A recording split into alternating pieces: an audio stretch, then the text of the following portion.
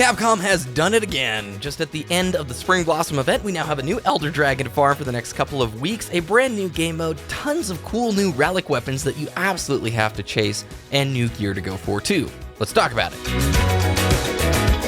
What is good, everybody? It's BDK Dragoon. Let's talk about Kulve Taroth, the brand new event that's going to be with Monster Hunter for the next few weeks, and why you want to be playing this thing. Kulve Taroth brings with it a new game mode called Siege. This hunt is not like what you've encountered before, so you can only execute and start this quest from the Gathering Hub.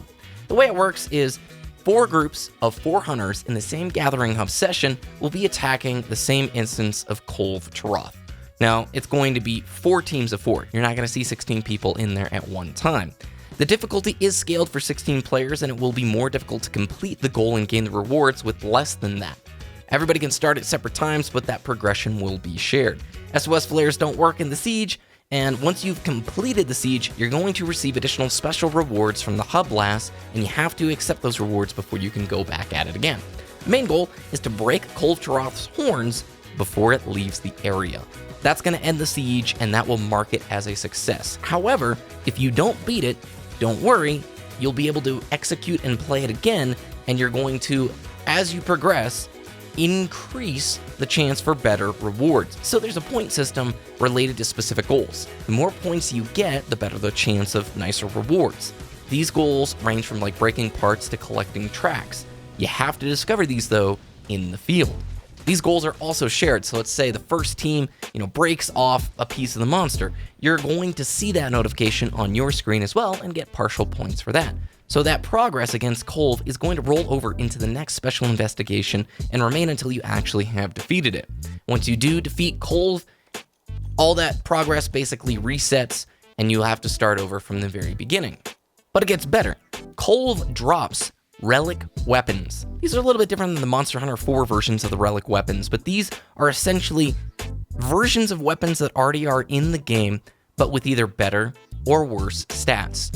So it's pretty darn cool. You can have, let's say, a sword and shield drop that's the equivalent of another sword and shield in your inventory, but it may have much better stats or a little bit different stats. Or it could be a whole lot worse. Think of these more akin to like random rolls in Destiny. However, these are not random, they are finite. This is the difference between Monster Hunter World's Relic Weapons and Monster Hunter 4's Relic Weapons. There are not an infinite amount of these Relic Weapons that are going to drop from Kulve Taroth. However, there are a lot of them. The list keeps getting bigger, and the community over on Reddit is stacking it bigger and bigger, this inventory list that I'll leave a link in the description to. And they're highlighting some of the ones that you may want to save and the ones that you want to take and throw away. In order to start this good old Kulve quest line, you need to actually go on an expedition, and you will find a piece of Kulve out there just like when you're normally tracking and looking for tracks of an unknown monster. Completing the Kulve quest line unlocks 2 delivery bounties for new cosmetic gear, and it also comes with a new map, Caverns of El Dorado, a really cool play space. You need HR 16 in order to start this quest, so that means you need to have beaten Xeno'jiiva and watched through the credits. Alongside these new relic weapons are new Alpha, Beta, and Palico armor sets, and the Kulve Taroth armor is insane. They have so many perks on them and are going to offer huge potential for the guys putting together these mixed set builds. Absolutely armor pieces you definitely want to have. There are 3 tiers of these relic weapons: melded, dissolved, and sublimated. Remember, the more points you can accumulate throughout these sieges, the better chance you have at those higher tiers of weapons dropping. So I've been playing the Kulve tonight with my good friend Sassy and Aura, and we've just been grinding this thing for hours, and it is such a cool just injection of new incentive into the game, right? If you've been playing, you've been putting together your mixed set builds, and you already had a good idea of what was in the game, all of a sudden, you now have, like 300 plus new weapons to look at. Now, granted, most of those aren't going to be that awesome, but you can see from the spreadsheet that the community is building, there are so many new pieces of weaponry to go after now.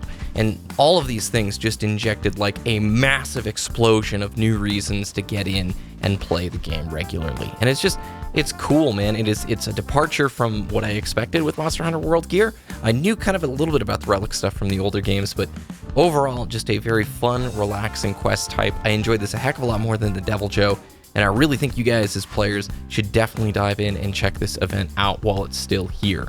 If you do and you get some sweet drops, I'd love to hear about them down in the comments section below. So please sound off. I'll definitely be looking down there. If you enjoyed the video, subscribe for more and thumbs the video up. Have a great rest of your day, everybody, and I'll check in again with you next time.